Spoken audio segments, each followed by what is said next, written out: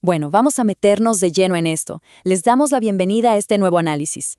Y, a ver, hoy nos toca desempacar una hipótesis que, sinceramente, es súper específica y fascinante.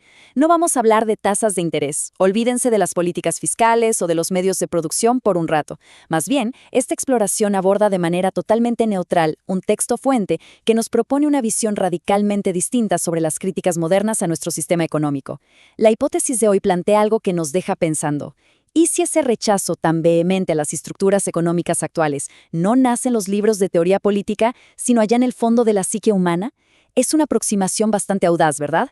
Y claro, para entenderla bien necesitamos ir paso a paso, viendo cómo el autor original construye todo este argumento desde los cimientos.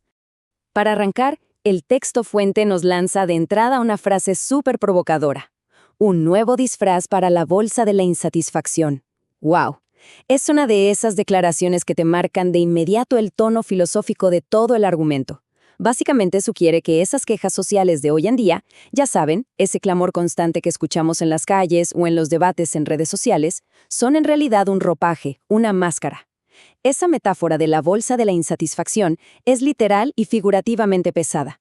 Nos dice que hay una carga, un descontento tremendo que la humanidad arrastra consigo todo el tiempo. Según esta perspectiva del autor, cuando las masas se quejan del modelo económico, no están haciendo un diagnóstico financiero real, para nada. Simplemente encontraron un traje nuevo para vestir esa pesadísima bolsa de insatisfacción existencial. O sea, el malestar ya estaba ahí, latente, buscando desesperadamente algo de lo cual agarrarse. Y claro, toda esta insatisfacción que anda por ahí flotando necesita un branco. Aquí es donde el texto nos introduce a un concepto genial, el nuevo némesis. Piénsenlo así. Igual que en cualquier película el héroe necesita un supervillano para que la trama tenga sentido, el argumento sostiene que el sistema económico se ha convertido exactamente en eso para las masas. Es el gran antagonista de la historia moderna. Y esto explica de maravilla cómo funcionan nuestras dinámicas de grupo. Cuando hay una frustración colectiva, es súper abrumador lidiar con ella si no tiene una forma concreta. Pero al etiquetar al modelo económico como el nuevo némesis, ¡pum!, se crea un punto focal. De un momento a otro, todas esas decepciones y frustraciones dispersas cobran un nombre, un rostro, un objetivo clarísimo hacia el cual apuntar todo el enojo. El sistema se vuelve el recipiente perfecto para absorber esa animosidad de todos. Entonces, el punto clave aquí es cómo se redefine por completo un concepto que, se supone, todos conocemos de memoria. El texto fuente no define al capitalismo hablando de libre mercado, intercambio de bienes o acumulación de riqueza. ¿Qué va? Lo define de una manera estrictamente psicológica, como un chivo expiatorio.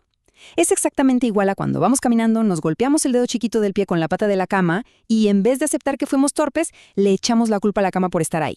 El texto sugiere que la crítica económica moderna funciona idéntico. La palabra misma se usa para justificarlo absolutamente todo. Si algo sale mal en la vida, la culpa es del sistema. Actúa como una especie de comodín argumentativo que absorbe las culpas de la sociedad para que ésta sienta un poco de alivio, ¿saben? Es el sacrificio necesario para explicar por qué nuestras vidas no son perfectas y así nos evitamos el trago amargo de tener que mirar hacia adentro. Y bueno, eso nos lleva a escarbar qué hay realmente debajo de toda esta superficie. El verdadero motor de todo este fenómeno es lo que el texto llama el malestar inherente. Esta idea resuena muchísimo con ciertas ramas del psicoanálisis. Es la noción de que, por el simple hecho de existir, de ser humanos, ya traemos de fábrica una insatisfacción básica, un malestar que viene incluido en la configuración predeterminada de la vida. Aceptar que vivir implica sí o sí una dosis de sufrimiento, de incertidumbre y a veces de vacío, es una realidad súper incómoda de digerir. Aceptar que a veces nadie tiene la culpa de nada y que la vida es simplemente compleja y duele es un reto gigantesco para nuestra mente. Por eso, tiene todo el sentido del mundo que busquemos vías de escape, ¿no? Nos la pasamos rastreando allá afuera las razones de esa incomodidad que, la verdad sea dicha, vive permanentemente con nosotros. Al poner estas dos ideas frente a frente, surge un contraste que es una locura. Por un lado, tenemos la proyección externa. Es eso que vemos todos los días, el fenómeno donde se señala al modelo económico como el culpable directo de cada desgracia. Es el discurso público que leemos a diario en las noticias.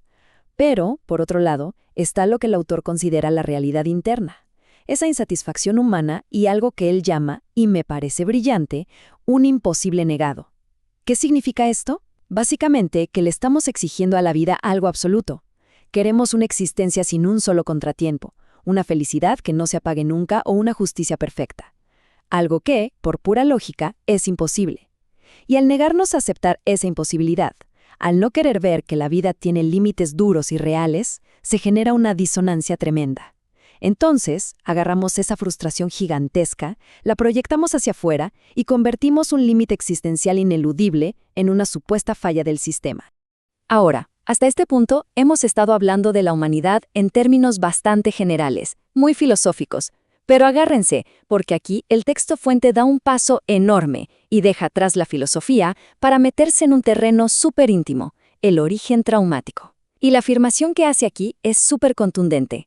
El autor nos dice que hay un nexo común, un hilo invisible pero de acero, que une a todas las personas que critican y odian con tanta intensidad al sistema económico. Y ojo, ese nexo no es pertenecer a la misma clase social, ni compartir antecedentes económicos.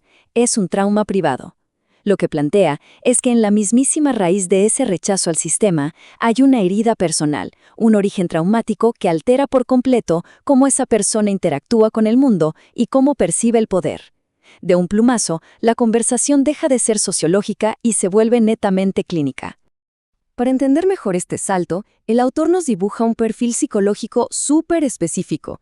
Todo arranca con ese origen traumático, una herida que, a su vez, genera un dolor que no se asume. Al negarse a procesar ese sufrimiento profundo, que quizá viene de alguna vieja injusticia personal, la persona se queda atrapada en ese imposible negado del que hablábamos hace un momento.